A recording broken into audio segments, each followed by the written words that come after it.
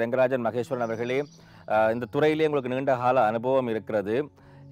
அதற்கு முதல் இந்த துறைக்கு நீங்கள் எவ்வாறு வந்தீர்கள்? 57 வருடம் அனுபவம் உங்களுக்கு இருக்கிறது. உங்களுடைய பின்னணி என்ன? எங்கு இருந்து இந்த துறைக்குள்ளே நீங்கள் பயணத்தை ஆரம்பித்தீர்கள்? அப்பா வந்து மலையத்தை சேர்ந்தவர். எந்த இடம்? ரதல் எஸ்டேட் ரதல்ல.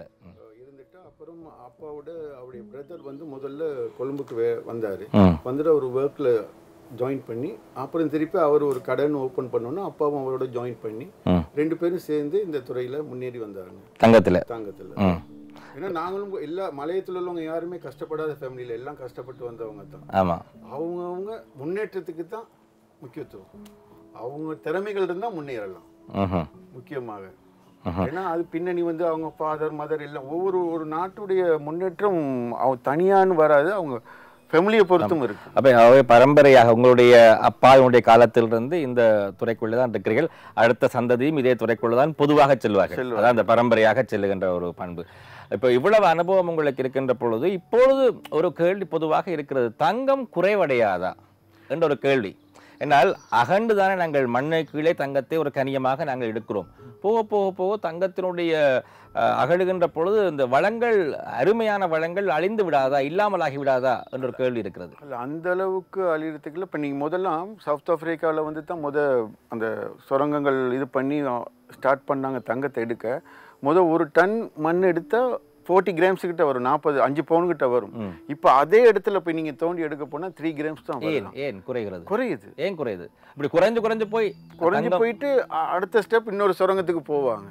ஏன்னா பல இடங்கள்ல இருக்கு. இப்போ நீங்கள் வந்து சவுத் ஆஃப்ரிக்காவில் ஃபர்ஸ்ட்டு எடுத்தாங்க. இப்போ சவுத் ஆஃப்ரிக்காவில் இப்போ பார்த்தா அமெரிக்காவில் எடுக்கிறாங்க, ஆஸ்திரேலியா எடுக்கிறாங்க, இந்தியாவிலையும் 3 இடம் இருக்குது. இப்போ இந்தியாவிலையும் 3-4 இடம் இருந்து 2 இடத்த க்ளோஸ் பண்ணிட்டாங்க. ஏன்னா கிடைக்கிற இது வந்து குறைவு அப்படின்ட்டு காஸ்ட் ஆஃப் இது கூட வருது. எந்த காரணத்தை கொண்டும் தங்கம் வந்து ரொம்ப குறையாது, சான்சஸே கிடையாது. ஏன்னா அந்த ப்ரொடக்ஷன் காஸ்ட் கூட. அப்போ கூடப்போ அவங்க ப்ரொடக்ஷன் காஸ்ட்டோட குறைய கொண்டு போவாங்களா, கோல்டு ரேட்டை கொண்டு போகவே மாட்டாங்க. நீங்கள் எதிர்பார்க்கலாம், ஒரு லிமிட் தான் எதிர்பார்க்கலாம் ஒழிய ஓவராக நீங்கள் 1 லேக் குறையும், 1.5 லேக்ஸ் குறையும் அப்படின்ட்டு கனவுலையும் நினச்சி பார்க்காதீங்க, அது முடியாது. தங்கத்தினுடைய விலை, ஏறின விலைகள் பொதுவாக பெரிய அளவிலே குறையாது. இன்னைக்கு நீங்கள் உதாரணத்துக்கு நான் சொல்கிறேன், நான் வந்து 1972க்கு இங்கே வரப்போ 82க்கு நான் வந்தேன். அந்த நேரத்தில் பான் வந்து 50 காசாக இருந்துச்சு. 50%. இன்னைக்கு 130 ருபீஸ் வருது. இதை பற்றி யார் சரி பேசுகிறாங்களா? ஏன் கோல்டை மட்டும் நீங்கள் பேசுகிறீங்க? இல்லை, காரணம் என்னன்னு நான் கேட்குறேன். ஏன்னா பான் போன்றவை அதிகமாக தினம் நாங்கள் ஒவ்வொரு நாளும் பயன்படுத்துகின்ற உணவுப் பொருட்கள் கட்டாயம் தேவையான விடயங்களாக மாறுகிறது. அதுதான் இன்வெஸ்ட்மெண்ட்னு சொல்கிறது. கோல்டு வந்து முதலீடு. இது வந்து உங்களுக்கு அழியாது. நீங்கள் கோல்டை வந்து எப்படி வேணாலும் உருக்கி கொண்டு போங்க, திருப்பி அது கோல்டு தான். நீங்கள் உருக்குனாலும் கோல்டு தான், எதுனாலும் கோல்டு தான். இப்போ உதாரணத்துக்கு நான் கேட்குறேன், நான் நேற்று கூட ஒரு இது படித்தேன். ஒரு மனிதன் வந்து இறந்த உடனே பிணமாகறான். கோழி வந்து இறந்த உடனே சிக்கன் 65 அது இதுன்ட்டு பல பேரை வச்சுருக்காங்க. நமக்கு என்ன பேரை வைக்கிறாங்க? ஆனால் கோல்டுக்கு எப்படி இருக்குது? கோல்டு தான். நீங்கள் பல விதத்தில் நீங்கள் கோல்டை செய்யுங்க, அது தங்கன்னு தான் சொல்லுவாங்க, அது பித்தளைன்னு சொல்ல மாட்டாங்க. இப்போ இதை பார்த்து கொண்டிருப்பவர்கள் நீங்களும் அழைப்பை ஏற்படுத்தி உங்களுக்கு ஏதேனும் சந்தேகங்கள், ஏதாவது தெளிவு நீங்கள் பெற வேண்டுமாக இருந்தால், தங்கத்தினுடைய முக்கியத்துவம் சார்ந்த விடயங்களை பேச வேண்டுமாக இருந்தால் அழைப்பை ஏற்படுத்தி உங்களுடைய கருத்துக்களையும் பகிர்ந்து கொள்ளலாம். 2838-5838-4138419 எங்களோடு திரு ரெங்கராஜன் மகேஸ்வரன் அவர்கள் இணைந்திருக்கிறார். தமிழர்களுடைய வாழ்விலே இந்த தங்கம் இரண்டரை கலந்தது என்று சொல்லலாம். எங்களுடைய சமய ரீதியாகவும் இந்துக்களுக்கு தங்கம் இன்றியமையாதது என்றே சொல்லிக்கொள்ளலாம். இப்பொழுது அண்மை காலத்திலே ஒரு ட்ரெண்ட், தங்கத்தின் மீதான ஒரு நாட்டம் இந்த ஜென்ஸி எனக்கு கொஞ்சம் கொஞ்சமாக குறைந்து கொண்டே போகிறது. இந்த ட்ரெண்டுகளை பார்த்து சில வழிகளை சொல்லுகிறார்கள், தங்கத்தினுடைய கொள்வனவு செய்கிற அந்த விருப்பம், திருமணங்களுக்கு தங்கத்தை அணிய வேண்டும் என்ற ஒரு விருப்பம் எல்லாம் கொஞ்சம் கொஞ்சமாகவே இப்பொழுது புதிய சந்ததியினருக்கு குறைந்து கொண்டு போகிறது. அவை ஒரு டிமாண்ட் இல்லாமல் போவதன் மூலம் தங்கத்தினுடைய விலைகளிலே சரிவுகள் எதிர்காலத்தில் ஏற்படாதா? இல்லை, டிமாண்ட் இல்லாமல் ஏன் போகிறது? இந்த ட்ரெண்ட் எப்படி வருகிறது? இல்லாமல் போகிற மாதிரி நமக்கு தெரியல. டிமாண்ட் இருக்கு. நான் தான் சொல்றேனே, ஒரு வீடு வந்து இப்போ பாருங்க, ஒரு தந்தை தானா, தமக்கை தானா, தாய் தானா, தாரம் தானா. இப்போ இந்த மாதிரி எல்லாமே தானா வரப்ப தங்கமும் தானா. சரியா? அப்போ தங்கம் அந்த வீட்டில் என்ன தங்கம் இருக்கோ எல்லாமே தானா தான். அதை வந்து உங்களுக்கு இன்வெஸ்ட்மெண்ட் குறைய அந்த இப்போ நீங்கள் ஒரு ஃபேமிலியோட ஒரு சாமான் எடுக்க வராங்கன்னா அவங்க டாக்டருக்கு வந்து இதெல்லாம் எடுத்துக்க, நீ வச்சுக்க, ஒரு சின்ன செயின் மட்டும் போட்டுக்க, ஏன்னா கல்லன்கள் கூட இந்த மாதிரி இருக்குது அப்படின்ட்டு அதை ஒரு இன்வெஸ்ட்மெண்ட் பண்ணி வாங்க வராங்க. விலை கூடனா என்ன செய்கிறாங்க, 10 பவுன் வாங்க வரவங்க 8 பவுன் வாங்குறாங்களாச்சு 5 பவுன் வாங்குறாங்க. இன்வெஸ்ட்மெண்ட் தான் அது. இல்லை நீ வாங்காத ஒரே ஒரு செயினை மட்டும் வந்து தாலியாக போட்டுக்க அப்படின்னு யாரும் சொல்ல மாட்டாங்க. எந்த ஒரு தாய் தப்புன்னு சொல்ல மாட்டாங்க, தாத்தா பாட்டின்னு சொல்ல மாட்டாங்க. ஆனால் தமிழர்கள் மட்டும் இல்லை, இன்றைக்கி நீங்கள் எடுங்க, ஹிந்து எடுங்க, முஸ்லீம் எடுங்க, எல்லாத்துக்கும் ஒரு முக்கியத்துவம் கோல்டு. ஏன் அப்படின்னா தாலின்னு ஒன்று போடுறோம். கொடி இல்லைனாலும் மஞ்சள் கயிறில் சரி போடுறோம், தாலி போடுறோம், ஒரு பொட்டு தாலி சரி போடுறோம். எதை போடுறோம்? தங்கத்தெல்லாம் போடுறோம். நீங்கள் வெளியில் போடுவீங்களா? பொட்டு தாலியை வெளியில் போடுவீங்களா? போட மாட்டீங்க. அதுக்கு தான் தங்கத்துடைய வெளியூ. இப்பொழுது அழைப்பில் ஒரு நேரம் இணைந்திருக்கிறார். வணக்கம். ஹலோ. வணக்கம். வணக்கம் ஐயா. வணக்கம், சொல்லுங்க. யார் பேசுறீங்க? நான் ஆதிஷ் பேசுறேன். சொல்லுங்க ஐயா. என்னன்னு சொன்னா இன்னைக்கு சின்ன விஷயம் ஒரு தெரிஞ்சு கொள்ளணும். இப்ப நாங்க கோல்டு எடுக்கிறோம். ஃபார் எக்ஸாம்பிள் இன்னைக்கு வந்து 200,000. அதை விற்க போக்குள்ள அவங்க வந்துட்டு நம்ம கோல்டு நாங்க அந்த மேக்கிங் சார்ஜ் அந்த சார்ஜ் கொடுத்தான வாங்குறோம். ஆமா. அடுத்த விற்க போக்குள்ள அவங்க அந்த மேக்கிங் சார்ஜ் அந்த சார்ஜ் எல்லாமே கழிச்சு போட்டு சின்ன ஒரு அமௌண்ட் தான் தராங்க. இன்வெஸ்ட் பண்றதுல நமக்கு ஒரு ப்ளஸ் பாயிண்ட் இல்லையா தெரிஞ்சு கொள்ளணும். நன்றி. இப்போ நாங்க வேண்டுறோம், விற்க போகும்பொழுது குறைச்சி தான் எடுக்கிறீங்க. சரி, நீங்க ஒரு ஷர்ட்டே தைக்க போறீங்க, கூலி இல்லாம தைப்பீங்களா? கட்டாயம் கூலி கொடுத்தான் தைப்பீங்க. இப்போ நாங்கள் ஒரு சாமம் செய்ய போறப்ப என்ன செய்யும், நீங்க ஒரு கோல்டு செய்யறேன்னா சும்மா ஒரு தங்கத்தை போட்டு டக்குன்னு வரன்னு நினைக்க இயலாது. அதை எட்டுன ப்ராசஸ் இருக்குது. ஒரு இன்னைக்கு 22 இன்னைக்கு ஒரு கோல்டு எடுத்தால் ரிஃபைனிங் இருக்குது. அடுத்தது நாங்கள் கம்பி அரைக்கணும், திருப்பி அதை ஒரு டிசைன்ஸ் கொண்டு வரணும். நியர்லி ஒரு கோல்டை வந்து ஒரு ஆர்டிக்கலை உருவாக்குறது ஒரு ஆளால் முடியாது. 5 மெம்பர்ஸ் வேணும், 5 பேர் அழகை கொண்டு. அது ஒரு கைத்தட்டுன்னா 2 கையும் சேரணும். இப்போ எனக்கு ஒரு சந்தேகம் இதில், இப்போ நீங்கள் சொல்லுகிறது ஒரு நகை சார்ந்த விட ஆபரணம். இப்போ தங்கத்தை ஒரு பிஸ்கட்டாக வைத்திருப்பவர்கள் அது இன்வெஸ்டர், அது கொடுத்து அதே விலைக்கு திருப்பி எடுக்கலாமா, மாற்றிக்கொள்ளலாமா? அது விலையில குறையாங்க வந்து அது குறையாது. இல்லை அது இப்போ நீங்கள் இப்போ நாங்கள் வந்து ஆஃபர்னு ஒன்று போடுறோம். கோல்டை கொடுத்து கோல்டே வாங்கலாம், ஒன்லி லேபரும் வேஸ்டேஜும் கொடுக்குற மாதிரி. அந்த மாதிரிலாம் ஆஃபர் கொடுக்குறோம். அப்படிங்கிறப்ப அவங்களுக்கு இப்போ நீங்கள் இவங்க கோல்டை வாங்கி வச்சுருக்காங்க, நியர்லி ஒரு 5 இயர்ஸுக்கு முதல்ல இருக்குன்னு வைங்களேன். சரி, நீங்கள் பில்லை வச்சுருங்க, அதே ரேட்டுக்கு தாங்கன்னா கொடுப்பாங்களா? கொடுக்க மாட்டாங்கல்ல. இன்னைக்குள்ள ரேட்டுக்கு தானே கொடுக்க பார்ப்பாங்க. அப்போ அதை பார்க்கணும்ல நீங்கள். அவங்க வந்து இப்போ இன்னைக்கு மேக்கிங் சார்ஜஸ் எப்படின்னு நான் இந்த கோல்டை வாங்கி நான் மேக் பண்ணி கொடுத்துட்டு இந்த பாரு ரிட்டர்ன் வந்துருச்சு, நான் கொடுத்த கூலியை கரு நான் போய் அவர்கிட்ட கேட்கலுமா? அப்போ அது லூஸ் ஆக தானே செய்யும். உண்மை. அதுதான். இன்னும் ஒரு நேரம் இணைந்திருக்கிறேன். வணக்கம். வணக்கம். வணக்கம், சொல்லுங்க ஐயா. நான் சுமன் பேசுறேன். சொல்லுங்க ஐயா. என்னன்னு சொல்லிச்சோன்னா இந்த தங்கத்தை பற்றியான ப்ரோக்ராம் நிகழ்ச்சி போயிட்டு இருக்குது. இந்த ப்ரோக்ராம்ல வந்து இப்ப நாங்க தங்கத்தை வாங்க போறோம் தானே, வாங்கல இந்த 22-24 விஷயம் ஒன்று இருக்கு தானே. ஆமா, 22 கரெக்ட், 24 கரெக்ட் விஷயம் இருக்கு வந்து. ஆமா. அப்ப இந்த விஷயத்துல வந்து பாத்தீங்கன்னு சொல்லிச்சோன்னா வந்து நாங்க 22 பர்ச்சேஸ் பண்ணிக்கல வந்து திருப்பி நாங்க கொண்டு போயிட்டு விற்க போறோம்னு சொல்லிச்சோன்னா நாங்க 22க்கு வந்து சொல்றாங்க அந்த நீங்க சொன்ன மாதிரி கூலி செய்தாரம்னு சொல்லி சொல்றாங்க. ஆனா 24 நாங்க வாங்கி போட்டு திருப்பி விற்கல அந்த இஷ்யூ ஒன்றும் இல்லை வந்து. ஆனா 22 வந்து ஏன் இந்த மார்க்கெட் பிரைஸ்ல எக்ஸாம்பிளுக்கு 24 இன்றைக்கு மார்க்கெட் பிரைஸ்ல வந்து ஒரு 260 மாதிரி இருந்தா நாங்க அதை இன்வெஸ்ட் பண்ண போய்க்கல எங்களுக்கு 275 280 சொல்றாங்க. இல்லை, அது வந்து உங்களுக்கு வந்து இப்போ 24 வந்து யாருமே ஆர்டிக்கலாக உருவாக்கல. அதை 22 வாக்கி இப்போ 1 கிராமுக்கு ஏன் 916ன்னு சொல்கிறோம்னா 916 வந்து கோல்டு, பேலன்ஸ் வந்து காப்பர் வித் சில்வர்லாம் மிக்ஸ் பண்ணால் தான் அந்த ஆர்டிக்கலை செய்யலாம். அப்போ அது 22 வருது. இப்போ நாங்கள் 22 வந்து ஒரு கோல்டு ரேட் வச்சா இன்றைக்கி வந்து 22 கேரட் 267 வச்சா 22 வந்து 245 தான் வைக்கிறோம். நாங்கள் 267 வைக்கல. அப்போ உங்களுக்கு ரேட் ஏன்ற கூடன்னா உங்களுக்கு லேபர் வருது தானே. இப்போ நீங்கள் இப்போ நார்மலாக சொல்ல போனால் ஒரு செயின் எடுக்க போனீங்கன்னா லேபருக்கு வருவோம். அதே ஒரு நெக்லஸஸ் எடுத்தால் ஒரு ஆர்டிக்கலை 1 வீக் ஆகுது செய்ய. அப்போ லேபர் பாருங்களேன், லேபர் வரப்போ உங்களுக்கு 1 வீக் ஆகிறப்ப அதுக்கு நாங்கள் 1 வீக் அவருக்கு லேபர் கொடுத்தாகணும். ஒரு செயின் 1 டேயில் செஞ்சு முடிக்கலாம். ஆனால் நெக்லஸ் அந்த மாதிரி இருக்குது. அந்த ஆர்டிக்கலை பொறுத்து தான் உங்களுக்கு வந்து இப்போ நீங்கள் ஒரு கம்பெனிக்கு போனாலே எல்லாமே கார் தான். பென்ஸ் கார் ஒரு விலை, டொயோட்டா காரில் ஒரு விலை. நீங்கள் எந்த கார் எடுப்பீங்க? உங்களுக்கு ஏற்ற மாதிரி உங்கள் வசதிக்கு ஏற்ற மாதிரி நீங்கள் பென்ஸை வாங்குவீங்க. வசதி இல்லைன்னா டொயோட்டா காரில் வாங்கி கொடுக்க போகிறப்பையும் அதே மாதிரி தான். இது மாதிரி தான் கோல்டு. உங்களுக்கு டிசைன்ஸ் கூட உங்களுக்கு லேபர் சார்ஜஸ் கூடும்.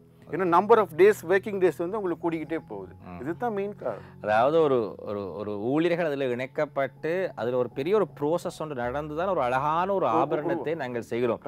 அதுக்கான ஒரு கூலி ஒன்று வருகிறது தான் இந்த செய்கூலி. சேதாரம் அது செய்கின்ற பொழுது கொஞ்சம் கொஞ்சம் சில ஒவ்வொரு இப்போ நீங்கள் 5 ப்ராசஸ் போகிறப்போ ஒவ்வொரு இடத்துலையும் சேதாரம் போய்கிட்டே இருக்கு. ஒரே இடத்துல போகாது. பஃபிங்னு ஒன்று இருக்குது, ஃபைலிங்னு ஒன்று இருக்குது, மெல்ட்டிங் நீங்கள் தங்கத்தை உருக்குறப்பையும் சேதாரம் போகும். அப்போ இதுதான் இந்த சேதாரம் 5 ப்ராசஸ் வரப்போ எங்களுக்கு பார்க்குறப்போ சேதாரம் குறைஞ்சிரும். அதுக்கு தான் சேதாரம் பண்ணுவோம். அது number of days of working டேஸை பார்க்குறோம் நாங்கள். அழைப்பை ஏற்படுத்தி நீங்களும் உங்கள் கருத்துக்களை பகிர்ந்து கொள்ளுங்கள். 28385028284119 நீங்கள் மலையக பகுதியை பிரதிநிதித்துவப்படுத்தி இந்த துறைக்குள்ளே ஆரம்பத்திலே வந்தீர்கள் என்று சொன்னீர்கள். கஷ்டப்பட்டுத்தான் இந்த துறைக்குள்ளே வந்தீர்கள். உங்களுடைய அப்பா அம்மா மூலமாக உங்கள் பரம்பரையாக இந்த துறைக்குள்ளே இருக்கிறீர்கள். ஒரு நாணயமான கௌரவமான வகையிலே வியாபாரத்தை செய்து கொண்டிருக்கிறீர்கள். ஒரு கேள்வி, இப்பொழுது இந்த காலகட்டத்திலேயே தங்கத்தை சேமிப்பதா பாதுகாப்பதா மிகவும் கஷ்டம் என்ற ஒரு நாங்கள் தலைப்பை கொடுத்திருந்தோம். சேமிப்பதாக இருந்தால் புதிதாக வேண்டுவது, இந்த விலை கொடுத்து வேண்டுவது உண்மையாக கஷ்டமாக தான் இருக்கிறது. அதே நேரத்தில் பல பேரை பார்த்தால், பல நிதி நிறுவனங்களை பார்த்தால் இப்பொழுது 80% உங்களுடைய தங்கங்களுக்கு நாங்கள் கடன் தருகிறோம் என்று இப்பொழுது தங்கங்களுக்கு கடன் கொடுக்க ஆரம்பிக்கின்ற பொழுது பல பேர் இருக்கிற தங்கத்தை எல்லாம் கொண்டு அடமானம் வைக்க வலிக்கிறார்கள். இது அதிகமாக மலையக பகுதிகளிலும் இடம்பெறுகிறது. இது எவ்வளவு சமூக பிரச்சனையை கொண்டு வருகிறது? இல்ல உண்மையாவே அழைப்பதற்கு முதல் மன்னிக்க வேண்டும். அழைப்பில் ஒரு நேரம் இணைத்துக் கொண்டு வரலாம். வணக்கம். வணக்கம் சார். வணக்கம், சொல்லுங்க ஐயா. நான் மல்வானிலிருந்து ஏசி சமிட் பேசுறேன். சொல்லுங்க சொல்லுங்க. அதாவது இப்ப ஐயா வந்திருக்காரு. ஐயாவை எனக்கு தெரியும் நல்லா. அவங்களுக்கு பொஸ்ட தெரியும். எனக்கு எந்த கடையிலும் கடை பேரு செல்ல வேணாம்னு சொல்லிட்டாங்க. வானாம். நான் கேட்கிற கேள்வி என்னன்னா, சொல்லுங்க. சரி, அதாவது இவங்க நகை வாங்கும் போது சார் எங்களுக்கு நல்ல விலை போட்டு நல்ல அழகான டிசைன் எல்லாம் தர்றாங்க, உண்மை. இப்ப என்ன நடப்புண்டா, நாங்க திரும்பி ஒரு கஷ்டத்துல அவங்கள்ட்ட அவங்களுடைய கொடுக்குறோம். ஆமா. அப்ப அவங்க அந்த பில்லையும் பார்த்துட்டு அதுல பெரிய ஒரு தொகையோட கழிச்சு விடுறாங்க சார். அதுதானே ஐயா முதல்ல ஒருவர் கேட்டிருந்தார் அந்த கேள்வி. அதுதாங்க, நான் அப்ப பெரிய ஒரு தொகையோட கழிக்கிறாங்க. இப்ப சார் சேதாரம் சொல்லுங்க ஐயா. ரெண்டாவது சார் சேதாரம் அடி சொல்றாங்க. சேதாரம் அவங்கள்ட்ட தான் போய் சேருது. அவங்க கையா இருக்கு. அந்த அந்த அஞ்சு வலிச்சு துறைக்கிறதுக்கு அந்த துண்டு துண்டு அது அவங்கள்ட்ட இருக்கு. அவங்கள்ட்ட இருக்கு. சார் ஏன் அமௌண்ட்டை கழிக்கிறது கேட்டா, சரி, உங்களுடைய அழைப்பில் ஒரு தெளிவில்லை, வெட்டி வெட்டித்தான் வருகிறது. நன்றி இணைந்து கொண்டமைக்கு. இது பொதுவாக சிந்திக்கின்ற ஒரு எண்ணம். வெளியேந்து பார்ப்பவர்களுக்கு இந்த மாதிரி ஒரு சில. அதுக்கு தான் நான் சொல்றேன், சேதாரம் எப்படி வருதுன்னா, ஒரு நகை செய்யறப்ப ஒரு ஆளால செய்யல, 5 பேர் செஞ்சு 5 ப்ராசஸ் போகுது. போறப்ப அங்கே வேஸ்டேஜ் வருது.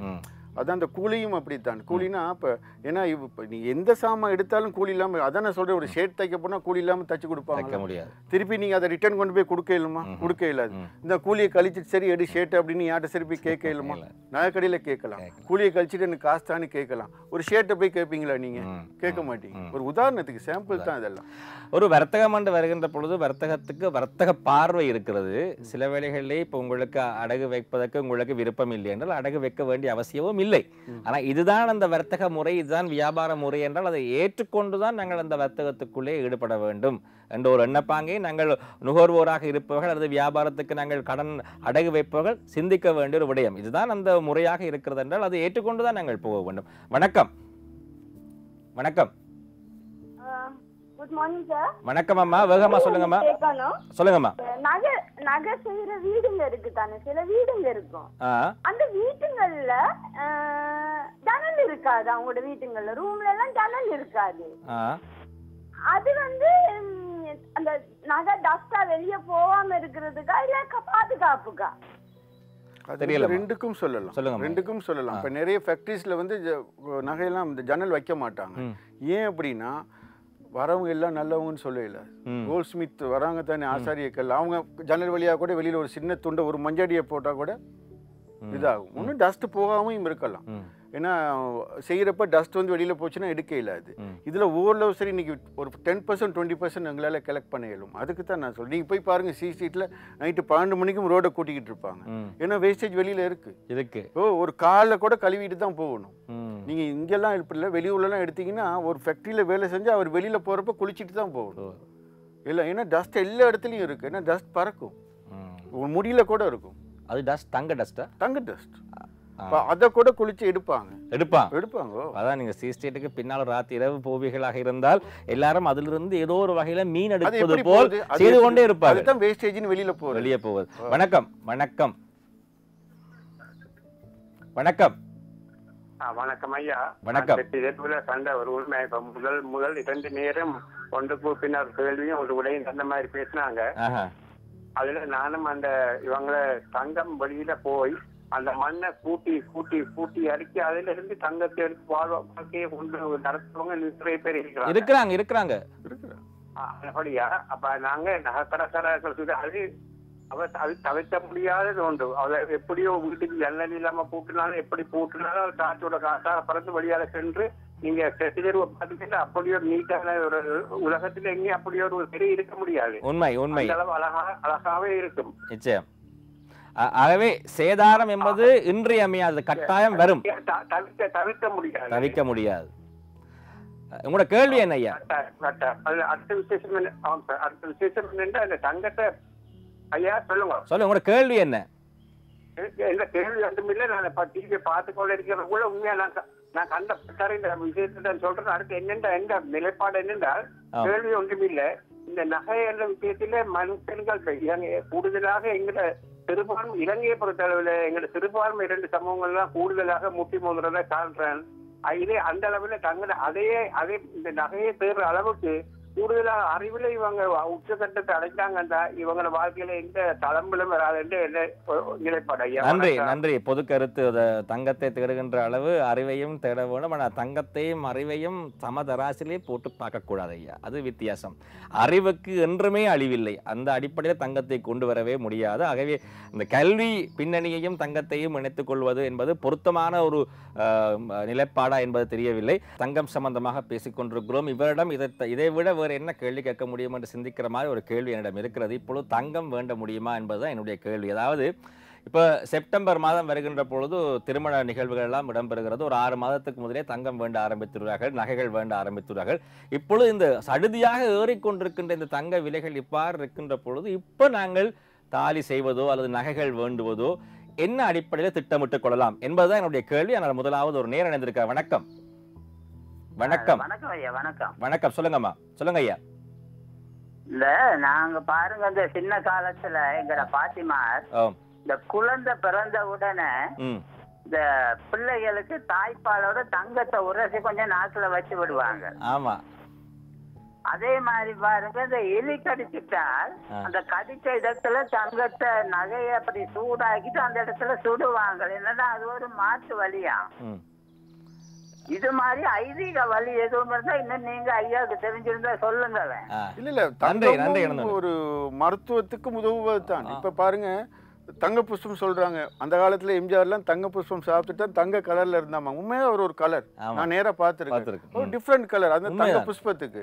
அதே மாதிரி இப்ப பாருங்க ஃபேஷியர்னு வருது, கோல்டு ஃபேஷியர்னு வருது. நீங்க அந்த கோல்டு ஃபேஷியர் பண்ணி பார்த்தா அது ஒரு டிஃப்ரெண்ட் காஸ்டா இருக்கும். எல்லாரும் போய் அதுல என்ட்ராகையில அது உடல் இதுக்கும் ஒரு இந்த வியாதிகளுக்கு நிறைய தங்கத்தை யூஸ் பண்றாங்க. அது உண்மையாவே நிறைய விஷயங்கள் இருக்குது. இல்ல இப்ப ஏன் காது குத்துறான்னு அது ஒரு ஐமியம் தான் இருக்கு.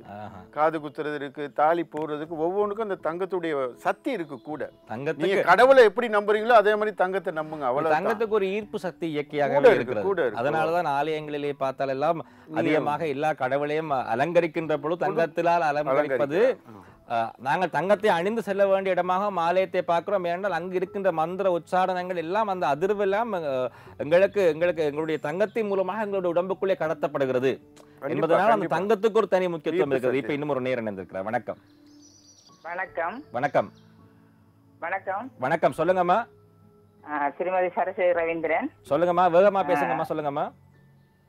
என்ன சொன்னா 5 பவுன் கொடியை நாங்க செய்கின்றோம். அப்ப அத நூல் வைத்து தான் 5 பவுன் கொடி எங்களுக்கு 5 பவுனுக்குரிய காசு தான் அவர்கள் சரி கொடுக்கின்றோம். அப்ப நாங்க அதை விற்கின்ற நேரத்துல 4 பவுன் என்று சொல்லுகின்றார்கள். அப்ப நாங்க வாங்குற நேரம் 5 பவுன் தான் நாங்க வாங்குறோம். அப்ப விற்கிற நேரம் அந்த நூலை கழிக்கிறாங்க. அது என்ன காரணம் விளங்குது இல்ல. அப்ப 5 பவுனுக்கு தான் நாங்க கொடுத்தாங்க. அந்த நூலை கழித்து அவங்க விலையை சொல்றாங்க. என்ன காரணம் அது? இல்லம்மா அதுதான் நாங்க சொல்றோம். என்னன்னா நகை வாங்குறப்ப நீங்க எல்லா கடையும் பாக்குறீங்க, ஓகே. ஆனா ஒரு தரத்தை பார்க்கணும், ஒரு கடையுடைய தரத்தை பார்க்கணும். நீங்கள் வந்து கொடி வந்து 2 இருக்குது, கெட்டி கொடி இருக்குது, கோது கொடி இருக்குது. கோது கொடியில் வந்து என்ன செய்வாங்க, நூலை வச்சு செய்வாங்க. ஆனால் நீங்கள் வந்து நம்ம கடையில் பார்த்தாலும் நீங்கள் அதுக்கு நகைன்னு அந்த 4 கிராம்ஸ் 5 கிராம்ஸ்னு கழிச்சிருப்போம், உள்ளுக்கு இவ்வளவு இருக்குன்ட்டு. ஒவ்வொரு கடையில் நீங்கள் போய் ஏமாந்துடுறீங்க, அதை கழிக்காமல் கொடுத்துட்றாங்க. அது உங்களுடைய, அதுதான் புத்திசாலித்தனம். நீங்கள் அப்பயே கோது கொடியா கெட்டி கொடியா அதில் எவ்வளோ இருக்குன்னு நீங்கள் கேட்டு தெரிஞ்சுக்கணும். இதுதான் அந்த அறிவும் இதில் சேரணும் அப்படிங்கிறது. நீங்கள் அதான் நானும் சொன்னேன், இவரும் அந்த இதை விட்டுட்டாரு. நீங்கள் போய் ஒரு நகையை வாங்குறீங்க அப்படின்னா அடகு வைக்கிறத முடிஞ்ச அளவு தவிர்க்கணும். ஏன்னா இப்போ நீங்கள் 5000 ரூபாய்க்கு நீங்கள் வாங்கிட்டு அடகு வைக்கிறப்ப நீங்கள் அதை திருப்பி எடுக்கிறப்ப 7000 ரூபா வந்துடுது. திருப்பி தங்க ரேட்டு 6000 ரூபா தான் இருக்குது. நீங்கள் 1000 ரூபா லூஸ் பண்ணுவீங்க. முடிஞ்ச அளவு இன்வெஸ்ட்மெண்ட்னு வரப்ப நீங்கள் கோல்டை வீட்டிலே வைக்க பாருங்க. இன்னொரு விடயம், அடகு வைக்கின்ற பொழுதுதான் தங்கத்தினுடைய உண்மையான நாங்கள் 22 கேரட் தங்கம் வேண்டியிருக்கிறோமா அல்லது எங்களுக்கு விப்பேசத்தவர் ஏமாற்றி இருக்கிறாரான்னு கண்டுபிடிக்கிற ஒரு தன்மையும் அந்த அடகு வைக்கும் பொழுதுதான் ஏற்படுது. இப்போ ஒரு நேரம் இருந்திருக்கா? வணக்கம். வணக்கம். வணக்கம்ண்ணா. வணக்கம். சொல்லுங்கம்மா. இதே மலர் கதைக்கிறேன். சொல்லுங்கம்மா. சொல்லுங்க. எனக்கு என்னன்னா இந்த அரக்கு வைப்பாங்க. அப்பெல்லாம் அந்த காலத்துல தாலி மணி செய்யும் போதுன்னா அரக்கு வச்சிருப்பாங்கண்ணா. அரக்குன்னு சொல்லி இன்னும் இருக்கும், கருப்பு கலரா. ஆனா அதை வந்து நம்ம திருப்பி செய்ய போறோம் அப்படின்னு சொன்னா, திருப்பி மாத்தி செய்ய போறோம் அப்படின்னு சொன்னா அந்த அரக்குக்கும் கழிப்பெட்டு தானே செஞ்சு கொடுக்குறாங்க. இல்லைம்மா, அரக்கு வந்து தாலி மணிலாம் வைக்க மாட்டாங்கம்மா. தாலி கொடியில் தாலி அந்த என்ட்ரன்ஸில் ஜாயிண்ட்டுக்கு வைப்பாங்க. அந்த அரக்கு இருந்தால் தான் அதை பிடிச்சி நிற்கும். ஆனால் அதையும் கழிச்சு தான், அது வந்து பெரிய வெயிட்டெல்லாம் வராது. பழசை கொடுத்துட்டு இப்போ பழசை இப்போ மாமியார் அப்படின்னு சொன்னா நம்மளுக்கு செய்யணும் அப்படின்னு சொன்னா அதை கொடுக்கும்போது அந்த அதை கழிக்கிறாங்க. அது வந்து என்ன சொல்றது, அது எப்படி இருக்கு? இல்லைம்மா, அது வந்து இந்த கோது கொடியில் நாங்கள் கழிச்சே கொடுப்போம். அதில் உங்களுக்கு இதில் இது இருக்குது இது இருக்குன்ட்டு கொடுப்போம். இப்போ வந்து அரக்கும் இல்லை, நாங்கள் சோல்டரிங் பண்ணிடுறோம். நீங்கள் ஒரு 10 இயர்ஸுக்கு முதல்ல போகிறீங்க, இப்போ வாங்க அதை வந்து லேசர் மிஷினில் லேசர் பண்ணி கொடுத்துட்றோம். அரக்கு வைக்கிறது இல்லை, இப்போ மிஷின்லேயே லேசர் பண்ணி கொடுத்துட்றோம். கோல்டுலேயே வச்சு செஞ்சு கொடுக்குறோம். இப்போ நாங்கள் இதுதான் புது டெக்னிக்கல் வருது, QC வருது. இப்போ தரம் பார்க்குறேன்னா கூட நீங்கள் ஒரு 20 இயர்ஸுக்கு முதல்ல போனால் கல்லை அரைச்சி உரைச்சி பார்த்து இல்லை கையில் வச்சு தான் அது என்ன தரம்னு சொல்கிறது. நீங்கள் நம்பிக்கையில் வாங்கிட்டு போகிறீங்க, நாங்களும் நம்பிக்கையில் கொடுத்தோம். இப்போ எங்கே பார்த்தாலும் நீங்கள் இப்போ ஜெம் கார்பரேஷன் போனீங்கன்னா அவங்கள்ட்டே டெஸ்டிங் மிஷின் இருக்குது, இம்போர்ட் பண்ணியிருக்கோம். நாங்களும் வச்சுருக்கோம், 4-5 மிஷின் வச்சுருக்கோம். அப்போ இந்த QC குவாலிட்டி கண்ட்ரோல் போட்டு உங்களுக்கு தரம் நல்லா இருக்கான்னு பார்த்து தான் நாங்கள் டெலிவரியே கொடுக்குறோம். அதனால் நீங்கள் வாங்குகிற இடம் தரமானு பார்த்துங்க, அதுதான் முக்கியம். கோல்டு வந்து இது வந்து யூஸ் அண்ட் த்ரோ கிடையாது. நான் திருப்பி சொல்கிறது, பாவச்சிட்டு வீசுகிற ஐட்டம் இல்லை. உங்கள் பரம்பரையாக இது வந்துக்கிட்டு இருக்கணும். நீங்கள் இன்னும் ஒரு 40 வருஷம் நீங்கள் போயிட்டு இது விற்க போனால் கூட இங்கே வாங்கினதா ரைட், இது தரமான சாமான் டெஸ்டிங்கே போடாமல் எடுப்பாங்க. அதோட நேம்னு ஒன்று இருக்குது. அந்த நேம் ஒழுங்காக இருந்துச்சுன்னா ஒரு நம்பிக்கை நாணயம் பார்க்கணும்னா நகை கடையில் தான் பார்க்கணும், அவங்க முதலாளியை தான் பார்க்கணும், வேறு எங்கேயும் பார்க்கல. ஏன்னா மற்ற சாமானுங்களாம் நீங்கள் பாவிச்சிட்டு வீசிடுவீங்க, நகையை வீச மாட்டீங்க. 50 வருஷமா 60 வருஷமா கொண்டு போய் விற்கிறப்ப ரைட்டு நீங்கள் இந்த கடையில் தான் வாங்கினீங்களா, அது நல்லா தான் இருக்கும் அப்படின்னு டக்குன்னு வாங்கி கொடுத்துருவாங்க கேஷை. டெஸ்டிங்கே வேண்டியதில்லை, செக் பண்ணவே வேண்டியதில்லை. அந்த அளவுக்கு நாணயத்தை உருவாக்குறது நகை கடை தான், வேறு எங்கேயுமே இல்லை. இன்னும் ஒரு விடயம் நான் ஆரம்பத்திலே கேட்டிருந்தேன், பல பேர் அழைப்பை ஏற்படுத்துகின்ற பொழுது என்னுடைய கேள்வி கொஞ்சம் திசை திரும்பி போகிறது. இப்போ ஒருவர் ஒரு 20 பவுனுக்கு தங்கம் வேண்டும் என்ற ஒரு தேவை வருகிறது. செப்டம்பர் மாதமோ ஜூலை மாதமோ திருமணம் இருக்கிறது. இப்பே தங்கத்தை நாங்கள் வேண்டும். இப்பொழுது 2,65,000 ரூபா விலையிலே இப்பொழுது தங்கம் செல்லுகிறது. இப்ப என்ன சொல்லுவீர்கள் நீங்கள்? ஒரு இந்த துறையில இருப்பவர்கள் உங்களுக்கு தேவைன்னா நீங்க வாங்கிக்கோங்க. தேவைன்னா எது? இப்போ தேவைன்னா பசிக்குன்னா சாப்பிட போறீங்க தானே, இல்லை நாளைக்கு சாப்பிட்டுக்குவோம் பசி அடக்கும்னு நீங்கள் இருக்கீங்களா? இல்லையே. அதனால உங்களுக்கு தேவைப்பட்டால் நீங்கள் வாங்கிக்கலாம். ஏன்னா திருப்பி ரைட்டு நீங்கள் 10 பவுன் வாங்குற இடத்துல 5 பவுன் வாங்குங்க.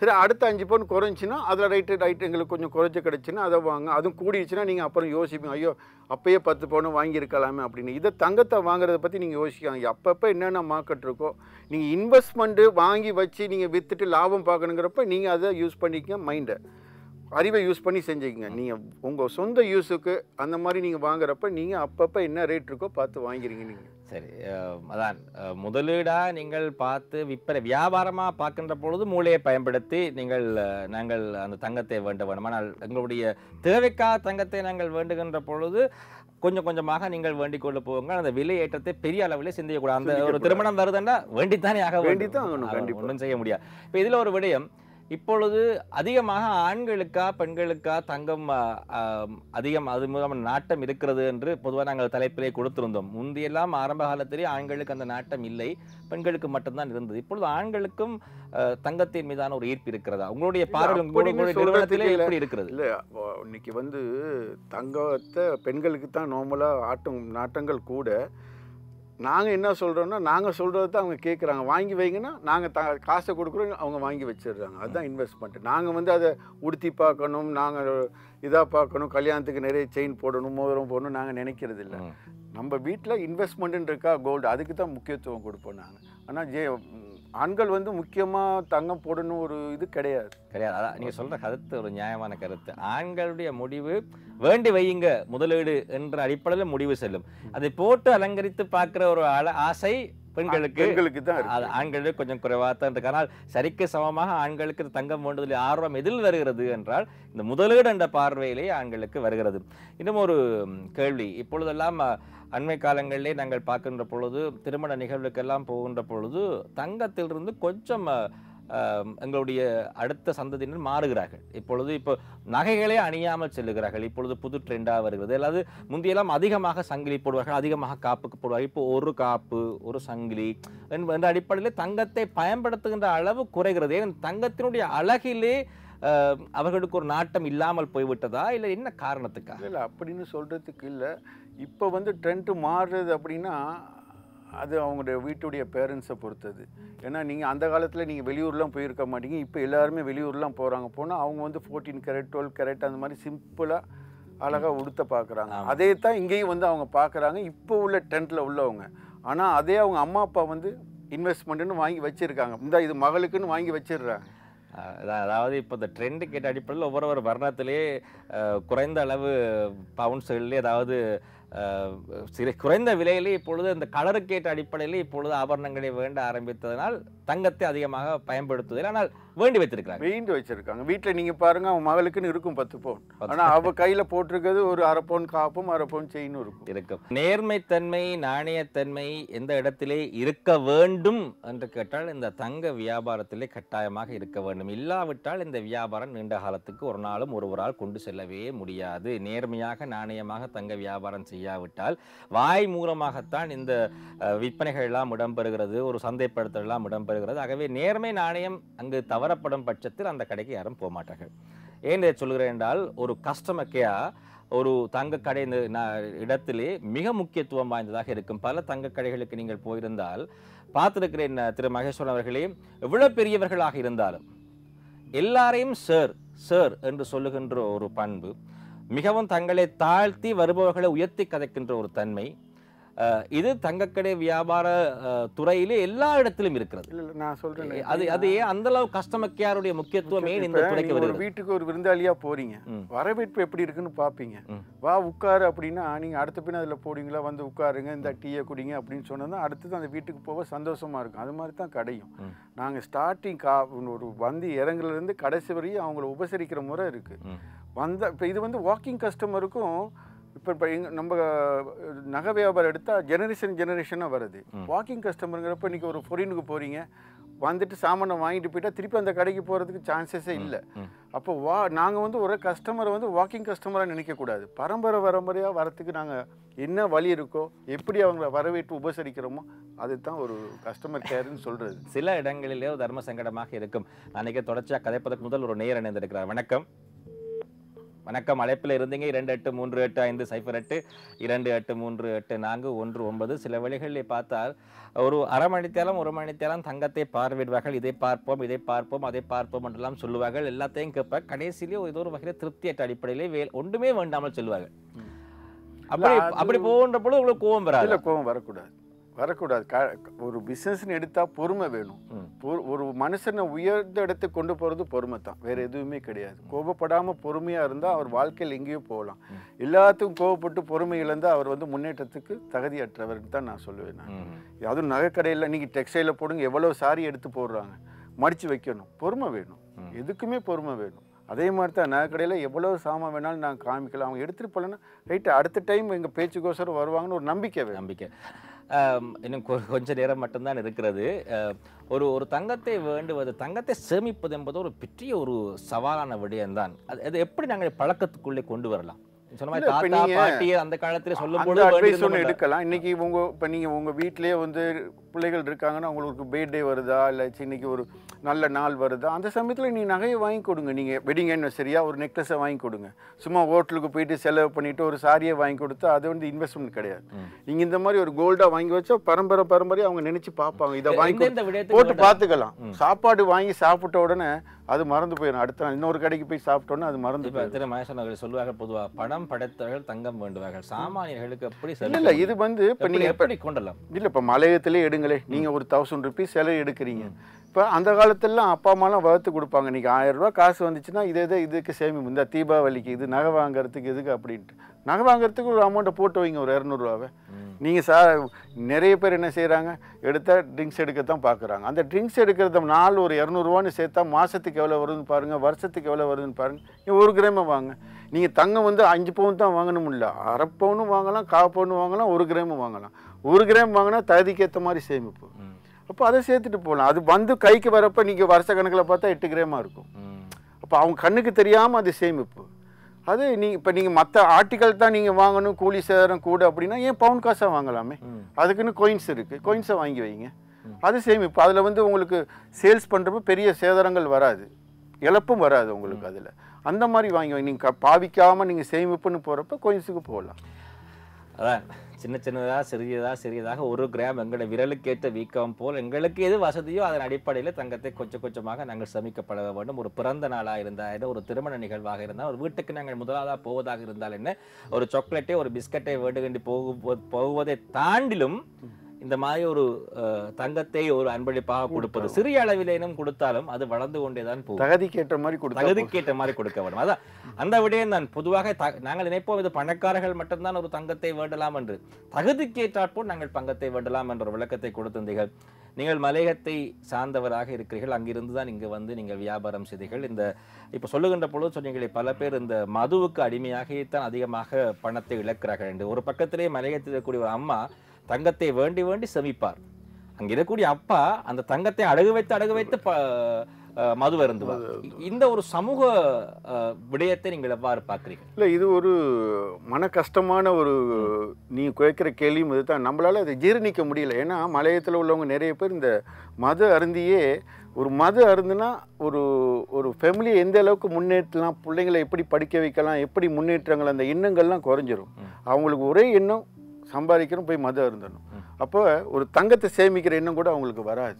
தங்கத்துடைய பெருமதி தெரியாது. பிள்ளையுடைய பெருமதி தெரியாதவங்க எங்கே தங்கத்தினுடைய பெருமதியை பார்க்க போகிறாங்க? பிள்ளையை எப்படி படிக்க வைக்கணும்னு பார்க்கணும், அவரை எப்படி முன்னேற்றணும்னு பார்க்கணும். அந்த இதுக்கே தகுதி எல்லாத்தையும் நான் சொல்லலை, ஒரு 50% வைங்களே, 50% அந்த மாதிரி இருக்காங்க. அப்போ அதை வந்து நம்ம வந்து மோட்டிவேஷன் கொடுத்து அவங்க வாழ்க்கையை முன்னேற்றது தான் நம்ம. நான் ஒரு உதாரணம் சொன்னேன்னா, ஒருத்தர் வந்து நல்லவரா கெட்டவரான்னு எங்க தீர்மானிக்கப்படுகிறது? உங்களால சொல்ல இயலுமா?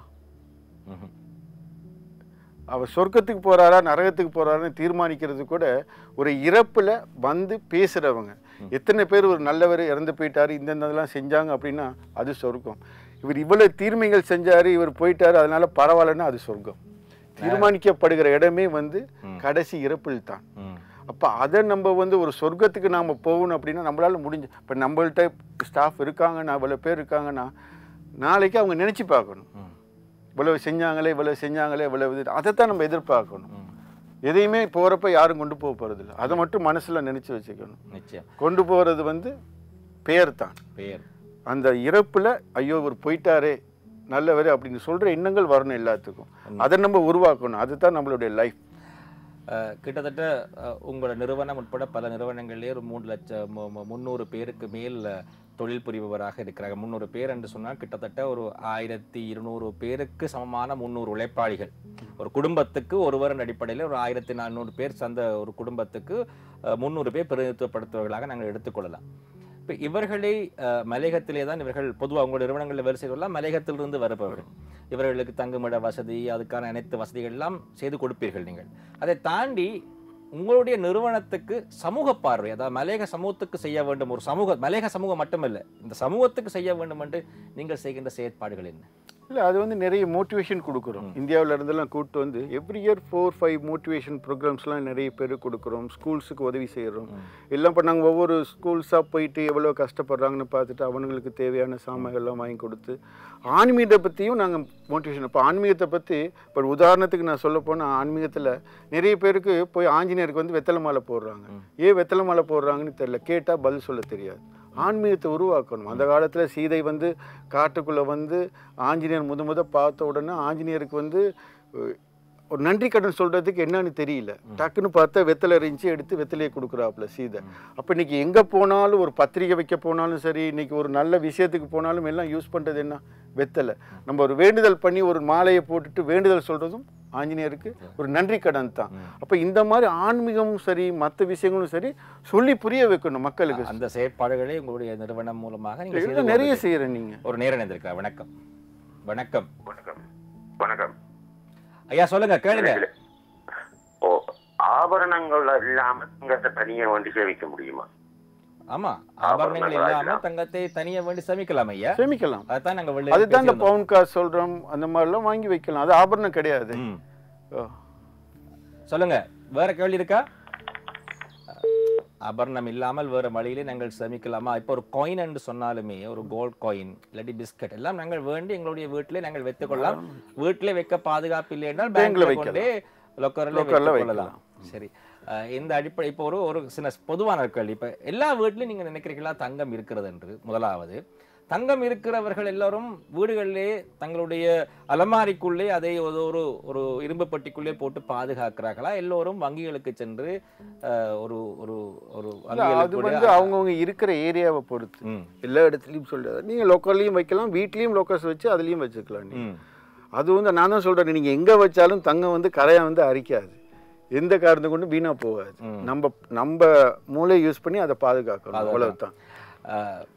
இறுதியாக ஒரு கேள்வி, நான் ஆரம்பத்தையே கேட்டிருந்த ஒரு கேள்வி தொடர்ச்சியாக தொடராமல் விட்டிருந்தேன். இப்பொழுது ஒரு அடகு வைப்பதற்காக ஒருவர் போகின்ற பொழுதுதான் அவருக்கு தெரிகிறது 22 கேரட் என்று சொல்லி எனக்கு விற்பனை செய்தார்களே, அடகு வைக்கின்ற பொழுது வங்கி சொல்லுகிறது இது 22 கேரட் இல்லையே என்று சொல்லுகின்ற பொழுதுதான் எங்களுக்கு தெரிகிறது நாங்கள் ஒரு 10 வருடத்துக்கு முதல் வேண்டின தங்கம் சுத்த தங்கம் அல்ல. ஏன்னா நாங்கள் சாமானியர்கள், எங்களுக்கு தங்கத்தை நல்ல தங்கமா அல்ல சுத்த தங்கமா, இதில் கலப்பு இருக்கிறதா, குறைவா 22 கேரட்டா 20 கேரட்டா எங்களுக்கு தெரியாது. ஆனால் அடகு வைக்கின்ற பொழுதுதான் அந்த இடத்துல எங்களுக்கு சொல்லுகிறார்கள் 15 வருடங்களுக்கு முதலே வேண்ட ஒரு சங்கிலி செயின் இந்த மாதிரி இருக்குன்னு சொல்லுகின்ற பொழுது அப்பொழுதுதான் எங்களுக்கு தெரிகிறது இந்த தங்கத்தினுடைய. நான் ஒரு அறிவுரை கூறணும். என்னன்னா, நான் இது அம்மா விட்டுருத்தாங்க பாட்டி விட்டு நகைன்னு சொல்லுவாங்க, அம்மா விட்டு எங்களுக்கு இதுலேயே செஞ்சுத்தாங்கன்னு சொல்லுவாங்க. அந்த மாதிரி போகக்கூடாது. அதை உருக்குறப்ப உங்களுக்கு என்ன செய்யும், அதில் உள்ள ஜாயிண்ட் இருக்குது. அந்த நேரத்தில் வந்து கேடிஎம்லாம் கிடையாது, லேசர் கிடையாது, சில்வரை மிக்ஸ் பண்ணி தான் செய்கிறாங்க. அப்போ அது உருக்குறப்ப 22 கேரட் 21 கேரட் ஆயிரும். அப்போ அதுலேயே செஞ்சு கொடுங்க அப்படின்னா அது உருக்கிட்டு கொண்டு போயிட்டு திருப்பி அடை வைக்கிறப்ப 21ங்கிறாங்க. அப்போ எந்த ஒரு நகை கடைக்கு நீங்கள் போயிட்டு நகையை செய்யுங்கன்னா உங்கள் நகையை ஒரு ரேட்டுக்கு விற்றுட்டு அதுக்கு பிறகு நீங்கள் செய்யுங்க. குவாலிட்டி குறவுன்னா அந்த நகையில் அந்த கடையில் போயிட்டு நம்ம வாதாடலாம். இல்லாச்சு நீங்கள் வாதாட இல்லாது. ஏன் அப்படின்னா திருப்பி நீங்கள் கொடுத்த நகையில் தான் நாங்கள் செஞ்சு கொடுத்தோன்னு சொல்லிடுவாங்க. அதுக்கு உங்களுக்கு ஆன்சர் கிடைக்காது. இது ஒரு அற்புதமான விடயம். எங்கிட்ட இருக்கிற நகையை கொடுத்து அதிலேயே நீங்கள் செய்யுங்கள் என்று சொல்லுவது, அந்த வார்த்தை போகக்கூடாது. இதை கொடுத்து வித்து விட்டு ஒரு புதுசாக ஒன்றை வேண்டி அது செய்ய சொல்லுவதுதான் சிறப்பு. அப்போ அந்த நேரத்தில் உங்களுக்கு குவாலிட்டி வந்து உங்களுக்கு கேரட் வந்து குறைவாக இருந்தாலும் அந்த கடையில் போய் நீங்கள் கேட்கலாம். நான் 22 தானே கேட்டேன், நீங்கள் 21 செய்து கொடுத்தீங்கன்னு கேட்கலாம். உரிமையை கொண்டாடலாம். இதில் நீங்கள் இப்படி கொடுக்குறப்ப உரிமை கொண்டாடலாம். சில வேளை ஆனால் நீங்கள் போகிறப்ப நீங்கள் தரத்தை பார்த்துட்டு நீங்கள் கோல்டை வாங்க, அவ்வளவுதான். தரத்தை பார்த்து வேண்டுங்க. இதை பார்த்து கொண்டிருப்பவர்களுக்கு, அதாவது அடுத்த சந்ததியினருக்கு, அதாவது ஜென் ஜீக்கு நாங்கள் அவர்களுக்குத்தான் சரியான வழிபாடுகளை செய்ய வேண்டும். நீங்கள் சொல்லுகின்ற பொழுது தாத்தா பாட்டியை பார்ப்பவர்களே ஜென்சி அல்ல. இப்போ அவர்கள் சொல்லை கேட்பவர்களும் ஜென்சி அல்ல. சில வேளைகளில் எல்லாம் கேட்கிறாங்க, குறை சொல்லவில்லை, ஆனால் குறைவு. அவர்களுடைய ஆலோசனை கிடைப்பதும் குறைவு, அவருடைய ஆலோசனை கேட்பதும் குறைவு. சரி, அவர்களுக்கு எவ்வாறான ஆலோசனைகள் நீங்கள் வழங்குவீர்கள்? ஒன்று ஜென் ஜீக், அதாவது தங்கம் சம்பந்தமான ஆலோசனை. எந்த ஒரு விஷயம்னாலும் இப்போ வந்து எல்லாமே வீணாக போய் இருக்கிறது சொல்லப்போனால் தொலைபேசினால. சரியா, அந்த தொலைபேசி தான் தாய் தப்பனுடைய பேசுறதும் குறைவு, தாத்தா பாட்டியோட விளையாடுறதும் குறைவு. இன்னைக்கு அவங்க எவ்வளோ ஆளாக இருப்பாங்க, பேரோட பேசணும் பழகணும் அப்படின்ட்டு. அது எல்லாமே ஒரு டிஸ்டர்ப் வந்தது இந்த டெலிஃபோன் தான். ஒரு மக்களுடைய வாழ்க்கையே சேஞ்ச் ஆயிடுச்சு. அப்படி ஒரு 10 இயர்ஸாக. நீங்கள் 20 இயர்ஸுக்கு முதல்ல போங்க, ஒரு டிவி இருக்காது, டெலிஃபோன் இருக்காது. எவ்வளோ அழகாக வீட்டில் உட்காந்து பழகி பேசி சாப்பிட்டு சந்தோஷமாக இருந்தாங்க. இன்றைக்கி எங்கே பாருங்கள், எல்லாம் டெலிஃபோனில் தான் இருக்காங்க. எங்கே சந்தோஷம் கிடைக்க போகுது? அப்போ நான் கொடுக்குற அட்வைஸ் எடுப்பாங்களா? இன்றைக்கி ஒரு ஒரு ஒரு 10 இயர்ஸுக்கு முதல்ல ஒரு அப்பா வந்து ஒரு 10,000 ரூபா காசு கொடுத்தாலும் கணக்கு கேட்பார். இப்போ யார் சரி ஒரு பாட்டியோ இல்லாச்சும் அப்பாவோ அம்மாவோ கணக்கு கேட்டு அந்த பிள்ளைங்க கணக்கை கொடுக்குதா? கொடுக்க மாட்டேங்கிறான். எல்லாம் சேஞ்ச் ஆயிடுச்சு. கேட்டால் கோவம். ஆகவே அந்த ஒரு பழக்கத்தை கொண்டு வர வேண்டும். அதுதான் மிக முக்கியம். என்னைக்குமே ஒரு ஒரு கடவுள்னு எடுத்தா முதல் கடவுள் தாய் தகப்பன். அவருடைய சொற்படி கேட்டு போனா நீங்க வாழ்க்கையில முன்னேறலாம். இது ஒரு ஜென் சீனர்களுக்கு திரு வெங்கராஜன் மகேஸ்வரன் கொடுக்கக்கூடிய ஒரு சிறிய ஒரு ஆலோசனையாக இருக்கிறது. தங்கம் சம்பந்தமாக பல விடயங்களை பகிர்ந்து கொண்டிருந்தோம். உங்களோட பல விடயங்களை பேசலாம். உங்களுடைய வேலை மிக்க நேரத்திலே இந்த எங்களுடைய அழைப்பை ஏற்பு நீங்கள் சக்தி டிவியுடைய கலையகத்துக்கு வந்து உங்களாலான கருத்துக்கள் எங்களோடு முன்வைத்தமைக்காக சக்தி டிவியின் சார்பாக மனமார்ந்த நன்றிகளை தெரிவித்துக் கொள்கிறோம் திரு வெங்கராஜன் மகேஸ்வரன் அவர்களுக்கு. வணக்கம். நன்றி. இந்த அளவிலே இந்த நிகழ்ச்சியை நாங்கள் நிறைவு செய்து கொள்கிறோம். தங்கத்தை எல்லோரும் பாதுகாப்பாக வைத்துக் கொள்ளுங்கள். முடிந்த அளவு அடகு வைப்பதை குறைத்துக் கொள்ளுங்கள். தங்கம் மாதிரி நாங்களும் வளர்ச்சி அடைந்து கொண்டு போவோம் என்று கூறிக்கொண்டு இந்த அளவிலே இந்த நிகழ்ச்சியை நிறைவு செய்து கொண்டு உங்களிடம் இந்த விடை பெற்றுக் கொள்ளும் நான் உங்கள் அன்பின் ராகேஷ் சர்மா. நன்றி, வணக்கம்.